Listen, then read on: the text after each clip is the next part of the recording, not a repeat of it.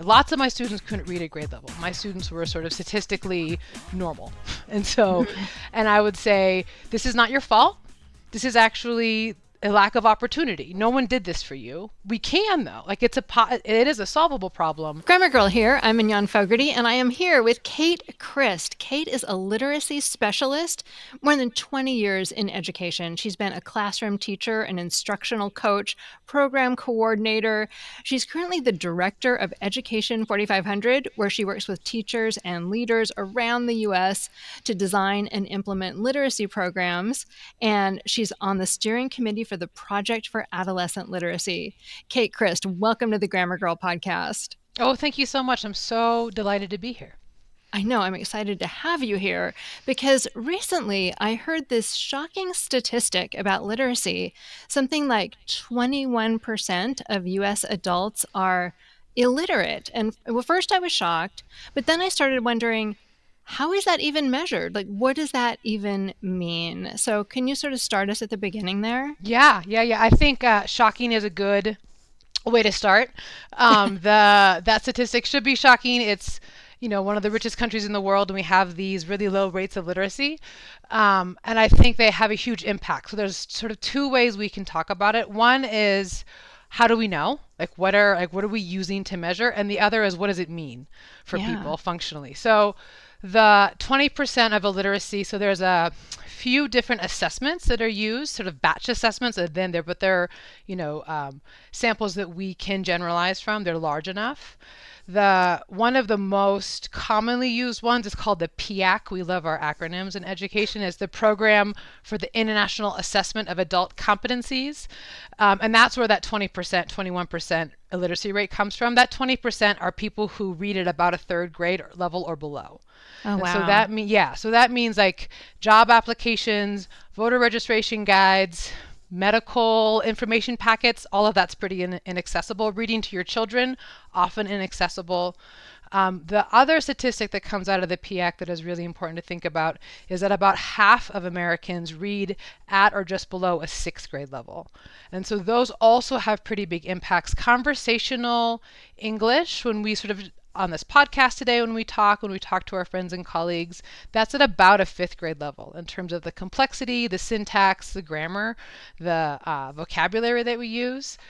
Print news media is at about middle school, so anywhere 6th, 7th, and 8th grade. And then all of the things that we want to be able to do to be like empowered, in charge of our lives. So joining the military, or going to a trade school, or a 2-year community college, or a 4-year university, all of that is high school and above. And wow, so you're saying like half the U.S. population couldn't do those things because of their reading skills. Yeah, and if you look, there was a great article recently in, I think it was the New York magazine, New Yorker, I can't remember.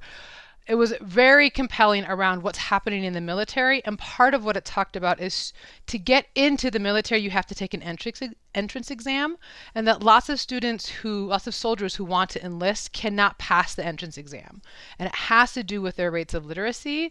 And so the military is solving the problem largely by giving test prep classes to those prospective soldiers, not necessarily solving the reading problem for them, but getting them past the test. So there are like these barriers to entry in multiple places that people can't access without some serious intervention or support.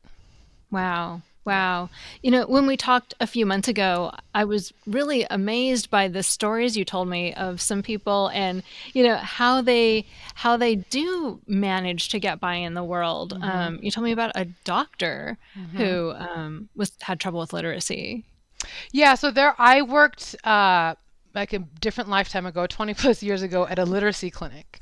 And so I had students in the literacy clinic who I taught all day, who some of were, what you would expect, 5, 6, 7, 8, 10, 12, and then lots of adults.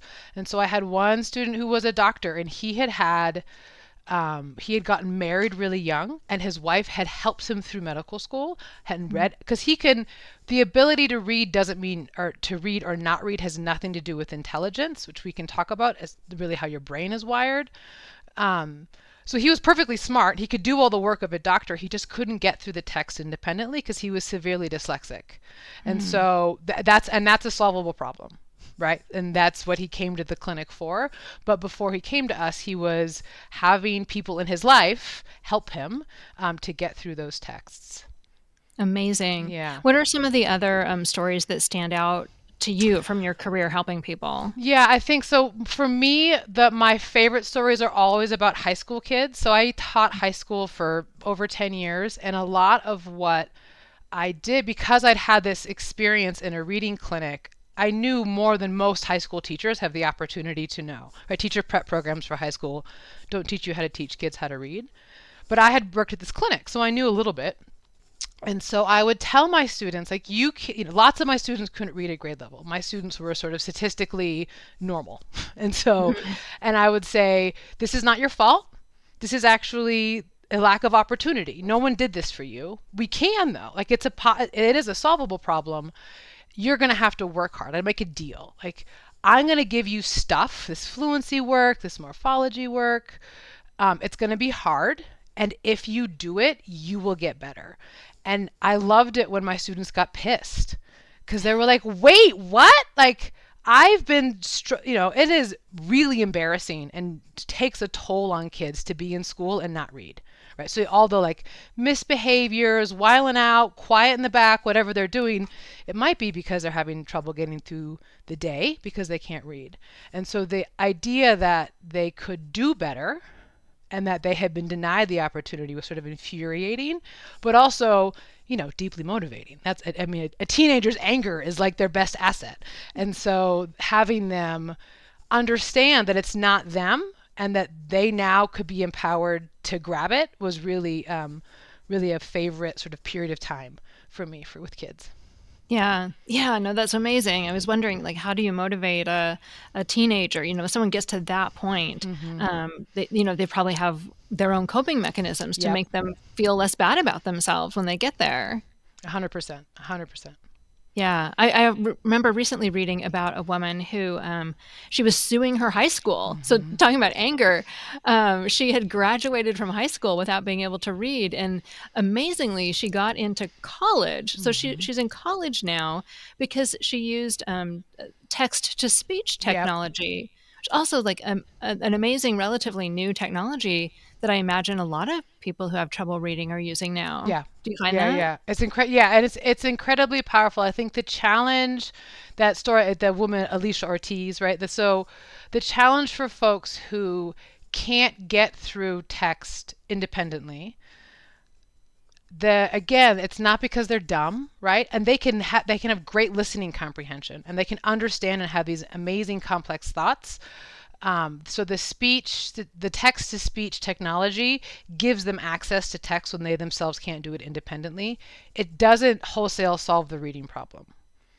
And that's the distinction for students like Alicia Ortiz in this story, is that there are ways to solve the problem. There are ways sort of around the barrier. And if we don't give students access to the text independently, they're always going to be needing a support rather than being empowered independently. And right, like they're not going to be able to take that military entrance test or read the forms voter's in the guide office. Exactly. And so all of it's a tension that I see a lot in middle and high schools, especially, where students need to read lots of text and they won't or they can't. And so they're being read to a lot, either by an audiobook or text to speech. And it's sort of a fine solution in small doses, but as a large scale solution to the kids can't yet read problem, it doesn't solve the problem. It just sort of skirts around it. So let's talk about how we got here. So how is it that so many people can't read? I mean, is this a new problem, or is it just an old problem that I wasn't aware of? Yeah, I think so. I will say two things up front. One is, like, I will say a bunch of stuff that lots of people will probably disagree with. So there's a lot of sort of some contested information in the education field around how kids learn to read and how we got here. I have a particular point of view, and my particular point of view was really informed by cognitive science, and so that's where I'm coming from. And the other thing to say is that there are people who tell this story really well, who, if you're curious and interested, so there's two really good films, documentary style films. One is The Truth About Reading, and the other is The Right to Read. And they both, I think, are both available freely for streaming or low cost. And they're really well done. And they really sort of answer this question that you've asked really, really well. And there's another podcast called Sold a Story. It's a series by a woman named Emily Hanford. And she has a few stories before. She's an education reporter. And she talks about sort of how did we get here? Like, why are so many people not able to read? Okay, we'll put a link to all those in the show notes for listeners. They're really great. So NAEP scores, which are, if you may have heard, the NAEP scores were recently released. So NAEP is the National Assessment of Educational Progress. And there's math and literacy scores in 4th grade and 8th grade from 2024 were just released. If we look at the recent NAEP scores, they're overall down. It was not a great year, but it's overall not really ever a great year on NAEP scores. Reasonable people can disagree about if NAEP is the tool we should be using. But by any measurement tool you use, American students don't read well. That's how we get adults who don't read well, is because we have American students who are not reading well. And so the rates have been largely flat over 30 plus years. Oh, wow. And that has largely to do with the failure of American schools to provide good reading instruction to students. And I think we can talk about what good reading instruction is and what we know kids need to learn to read, but I think it's also really important to say that by and large, teachers, this is not an attack on teachers, right? They have been doing what they are told. So they go to teacher prep programs and get told this is how you teach kids how to read. And then they go to teach in schools, and schools say, here's your curriculum to use to teach kids how to read. And all of that stuff is wrong. But if you don't know better, you can't do better. And so there's a big sort of problem in teacher prep and instructional materials that are because those materials aren't aligned to what we know is good instruction.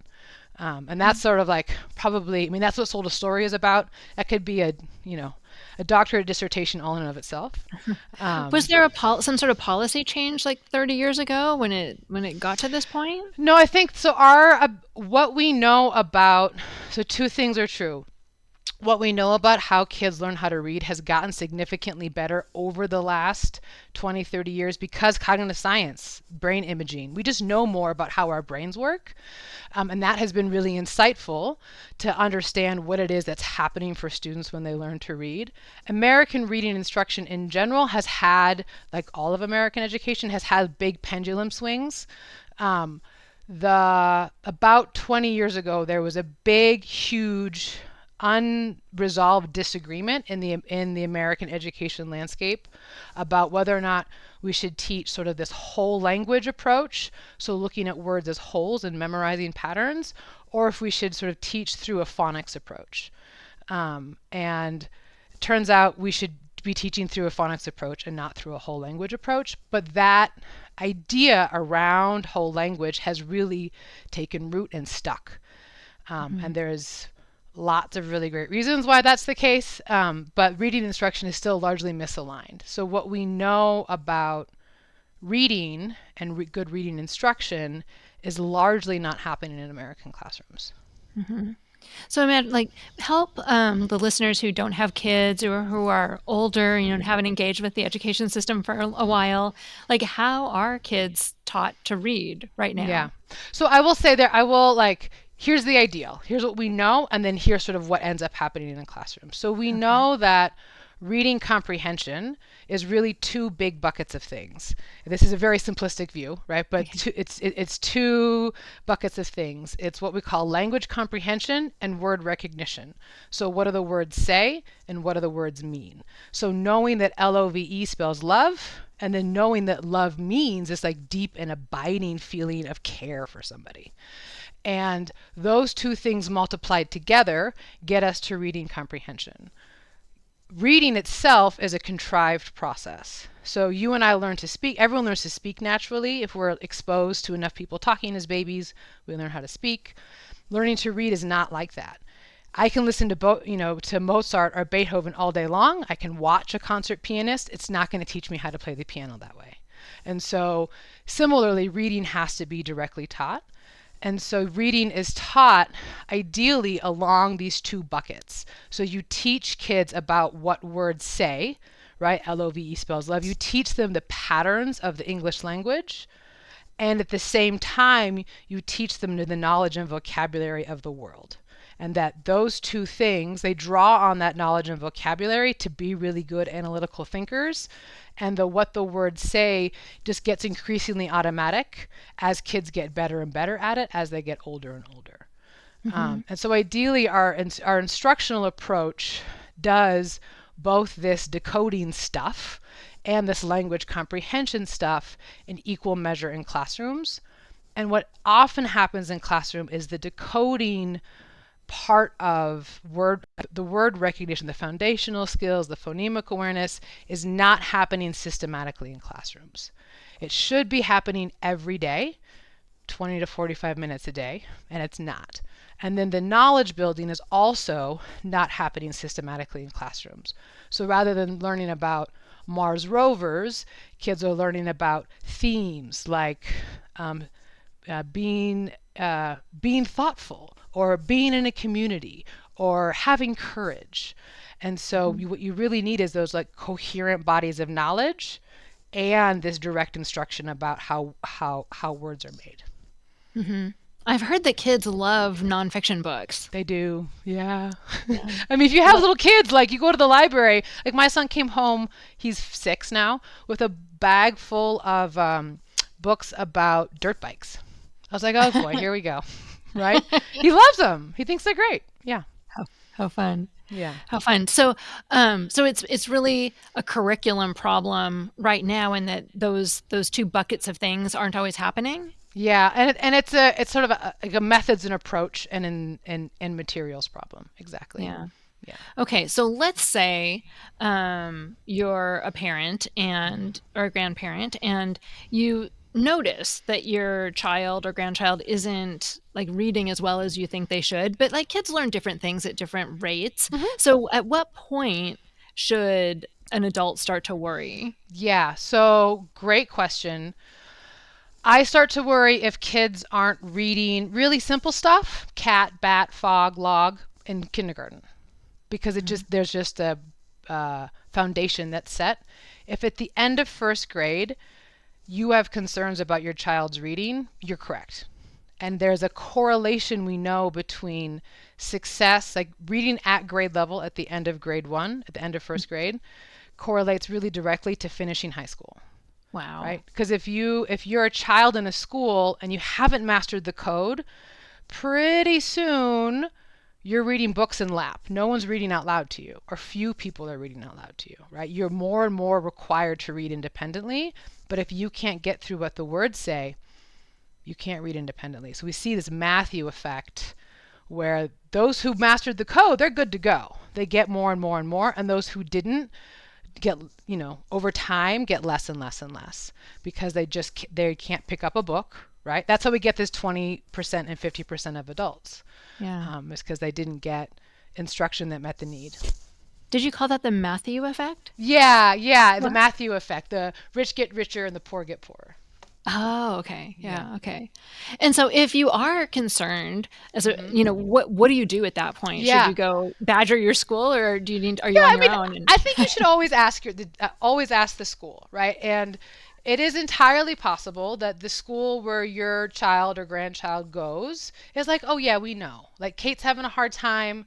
Here's what we're doing for her. We recognize her phonics are struggling. Here's the gaps we see. Here's what we're doing in class. Here's what you could do at home. That would be amazing. But if your kid is struggling to read at the end of fifth or the end of first grade, it's probably not what's happening, right? So, and if you don't know yet, I always say, go ask the teachers. The teachers spend a lot of time with your kids. They are doing the best they know how to do. So ask them what they're doing.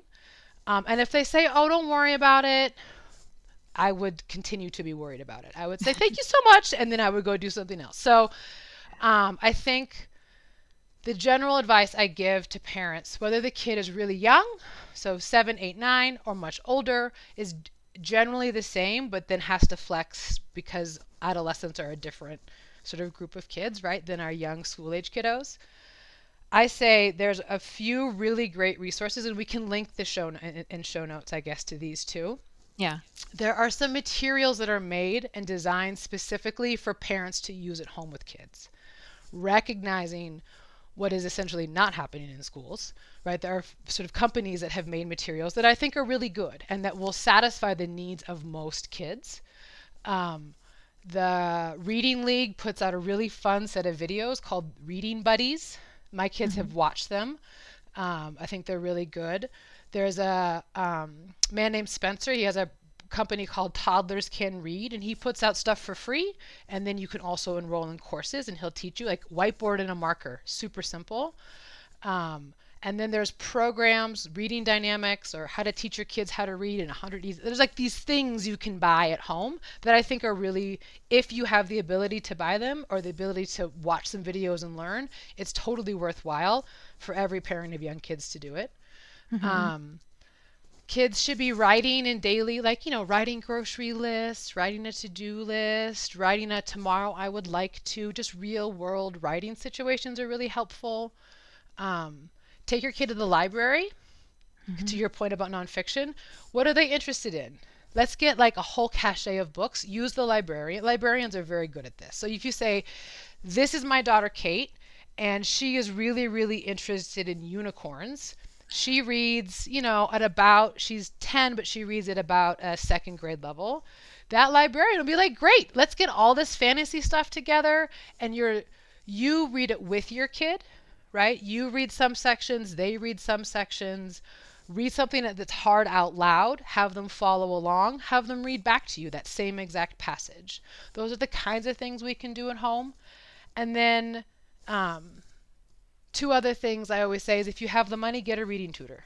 Like, don't Mm-hmm. mess about. If you have the funds to spend, and if you, I will say, if parents start asking other adults, they will be shocked at how many people are like, yeah, my kid can't read either. Like, it Huh. is right. That's how we get here. That's how we get to 50% of adults at sixth grade. So there are a lot of other families just like yours whose kids are struggling and are not sure what to do. But somebody in your little text thread or in the pickup line, somebody does know what to do. Somebody does know the name of a good literacy tutor or a free program at the library. So that I ask around, and then tell your kid it's not their fault. Be really clear. Like, I know this is hard and it must feel awful, and we're going to get something to work for you, and it's not your fault. We're going to like we're going to get you help and fix this, because it's, you don't want them to carry any kind of shame around Mm-hmm. literacy. You really don't want that to happen for them. Yeah. That's why I'm so excited you're here, because this is a really big problem. Like, Yeah. so many people listening must be having this problem. Yeah, it's so common. And like it is, if you're someone who likes to push, right? I say, ask your school, like, what is your approach to literacy instruction? Do you are your materials aligned to the science of reading? Ask your school district, right? What is our approach as a district? If your literacy outcomes are poor, ask why. Ask about instructional materials. Superintendents should have in their contract growth for literacy rates. It should be a non-negotiable. We shouldn't have people running our school districts who don't have a laser focus on stuff that matters most, like learning to read. So those are sort Yeah. of political things, right? Or like community-based, pushing the narrative a little bit. But those are also things that people who are inclined to do is really helpful. And there's some great resources we can put in show notes about like, how do I do that, and how do I talk about it, what questions do I ask, what answers do I worry about, all that kind of. There's great community resources for that kind of stuff Yeah. too. And then, I was thinking about adults too, because Hmm. it seems like so many of the materials must, by their nature, they have to have For simple kids. language. But if Hmm. you're 30 or 50, you don't want to be reading books that are like The Cat in the Hat. Hmm. What materials are available for adults who want to learn to read? Yeah, so there's a few companies that are making, so there's, when we learn to read, because the English language is like such a coded language, right? There's so many codes and rules into how words are spelled, and how to read them, sort of decode and encode the words. There Hmm. are texts that are controlled for what you've learned, those patterns that you've learned, are called decodables. And I hear lots of people like, oh, decodables are boring. I'm like, well, you've never taught a 5-year-old to read, because they are like magic. Because they're like, oh my God, I'm reading a book, right? It's so cool. And so there are decodables made for adults, and those are really helpful. And we can do some show notes linking, I'm sure, here, but City Shares makes some pretty cool stuff. Most of them are, there's one we'll look it up and put it in the notes. There's a woman who's made a series of things just for adults, so the topics are relevant, right? So we're not talking about like the fat cat with the jam and the ham, right? Like, we want to have compelling stories. And most adults don't need that really, really basic sort of consonant, vowel, consonant. What they need is they have some amount of the code, and they just need a little bit of help to crack the rest of it and to accelerate that sort of independent reading. And so there are some Great. resources for that. And adult literacy centers vary by region for what sort of services they provide, but they are a good place to start. Sometimes run by community college or local charity organizations like Catholic Charities, like in the state of Nevada, Catholic Charities runs a lot of adult literacy centers. And being able to go there and get help as well is often another good place to start for folks. And is that where you'd start to, like, so let's say you're a listener and you want to help, like you want to volunteer to Mm-hmm. help people learn to read, Mm-hmm. kids or adults, like Mm-hmm. what can you do as an individual? So your libraries, again, like, librarians are the saviors of the literacy world, right? So often a good place to start is your local library, right? So you can go down and say like, hey, I really want to help. Like, I understand that kids in our school community or adults in our community have low rates of literacy, and I want to be involved. And librarians know all the stuff that's happening and can sort of plug you in and hook you in. You can also ask your local school, like, can I come and help with reading instruction? If you're a grandparent or a parent or an auntie, right? Oftentimes you can come in and help in this school. And lots of schools are doing pretty cool stuff, but they don't necessarily have the staff to do all the different parts and pieces, and they would love you to come run like a table during the literacy block. And it's really fun. I will promise you, being in a classroom is kind of the best place to be.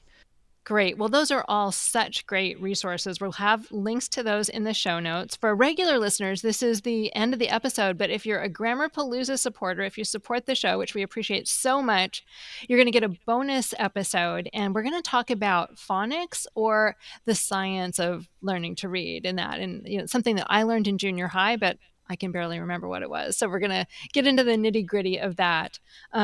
Kate Crist, where can people find you? They can find me on LinkedIn, for Kate Crist, or they can find me on Instagram at Educate4500. Education? Education. Education. Great. And again, her company is Education 400. Kate, thank you so much for being here with us and sharing all these great resources. Thank you so much for having me.